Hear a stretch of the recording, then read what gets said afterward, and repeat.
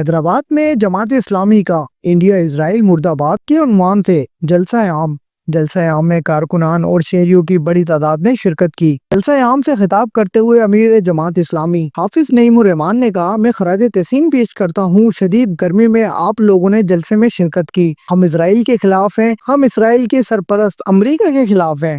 روز فلسطین میں بچوں کو مارا جا رہا ہے، بعض امیر شہری روز احتجاج کر رہے ہیں۔ انہوں نے مزید کہا کہ 2 روز قبل ڈونلڈ ٹرمپ نے دورہ کیا، سب نے یہ سمجھا جنگ بندی کا اعلان ہو جائے گا، مگر ڈونلڈ ٹرمپ بھتہ وصول کرنے آیا تھا۔ ICC کا اجلاس ہوتا ہے، قرارداد پیش ہوتی ہے، پھر ختم ہو جاتی ہے۔ پاکستان ایک بار پھر الحمدللہ ابھر کر آیا ہے۔ اور ساتھ ساتھ اس وقت جو مسئلہ فلسطین کا موجود ہے اور مسلم حکمرانوں کی بے حسی بھی موجود ہے، تو پاکستان لیڈنگ رول ادا کرے۔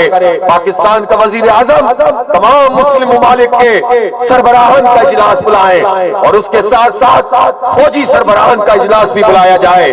اسی طرح وہ سارے ممالک جو اس وقت بالآخر اسرائیل کے خلاف ایک موقف رکھتے ہیں، ہم خراج تحسین پیش کرتے ہیں ساؤتھ افریقہ کو، جس نے اسے بے نقاب کر دیا اسرائیل کو، اور عالمی عدالت نے اسے مجرم قرار دلوایا ہے۔